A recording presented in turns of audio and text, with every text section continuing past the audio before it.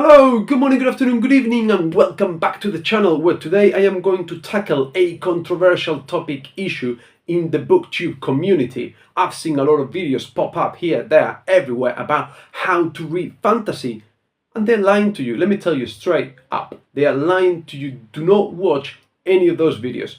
They are lying to you, it makes no sense. I'm gonna tell you how to read fantasy, okay?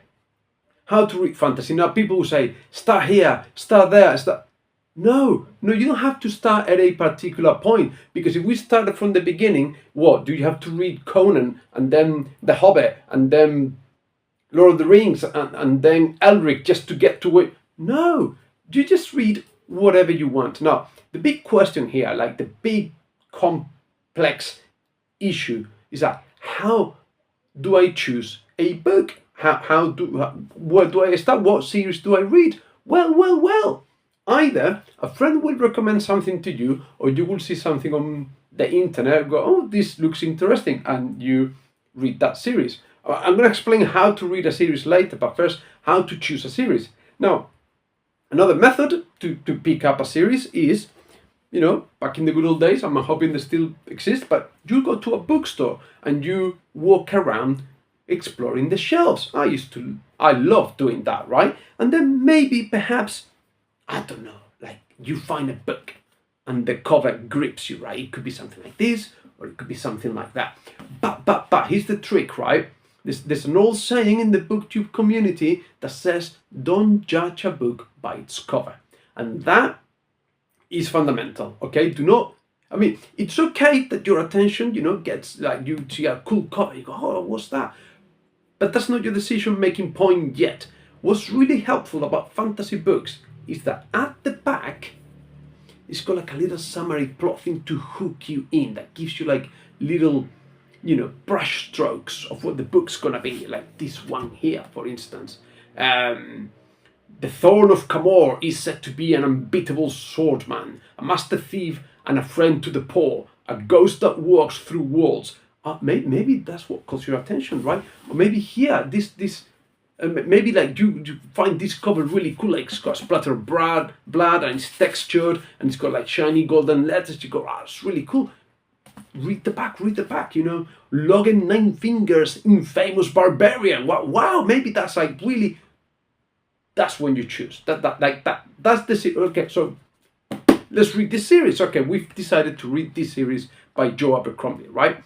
Now, it's a book series. That means there are multiple books. So where do you start? Because some people would say, you start with book one. Always start with book one, okay? That's my recommendation. Start with book one. How do you know it is book one? Well, the cool thing about fantasy books is that most of them, in part of the series, they got a little number here on the spine. So this is book 2 of the Lightbringer series. So I wouldn't start the Lightbringer series in book 2. I'll go on the shelf at the bookstore and look for the one that has got a 1 there. Now, this is not always the case. It's complicated. So for instance, The Gentleman Bastards by Scott Lynch.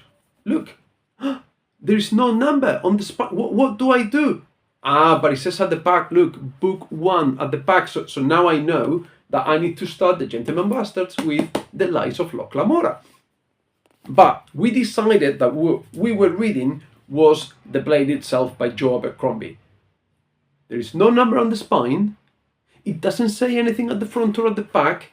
How do I know where to start? Well. So it's a trick, right? You open the page and it says book 1. So if I want to read the First Law series by Joe Abercrombie, I need to start with The Blade Itself. Now, here's the thing, right? How do you read a book? Well, let me tell you. If it's in English, you don't start right to left, because that's more like Japan thing, right? Manga style. You start from the beginning. You start like, again, just like with the books. The pages have got little numbers at the bottom that tell you where to start. So there's a little 1 there. So you start on page 1. Now, this is really confusing, and this is why reading fantasy is a complex issue, because here on page 1 it says the end, and I can see why a lot of people will get thrown like that.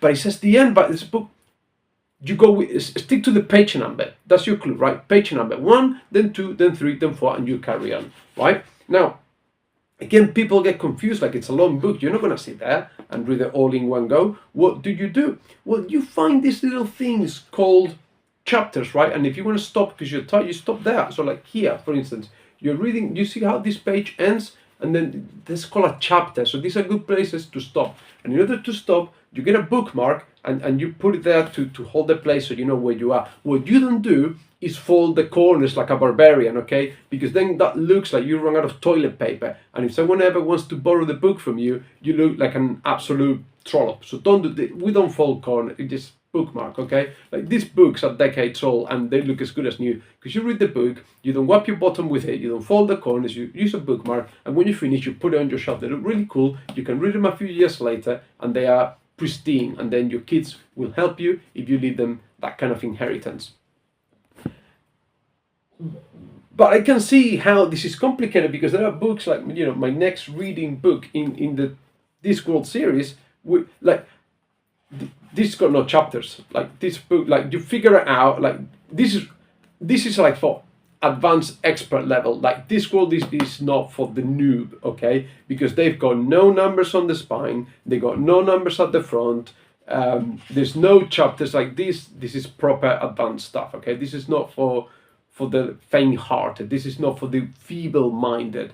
This is for the advanced reader, which is what I'm doing a reread now, okay? So just leave this to the experts. This requires a lot of brains. But the rest are my top tips on how to read fantasy, okay? I've told you. Forget about every other video you may have seen about it. How do you read fantasy? You find a series that catches your attention, you find book one, and you start reading. End of story.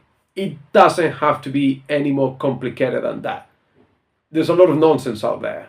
Pick a book, read a page. If you don't like it, leave it, move on if you can. That's it. I can't. I tend to finish books. But some people have got this superpower where if they get bored, they can leave a book and move on with their lives. I don't. But, you know, such is life. Some people are just... They love how to tell other people what to do, isn't it? Anyway, thank you so much for watching. Please, as usual, take lots and lots of care. And I'll see you soon. Bye.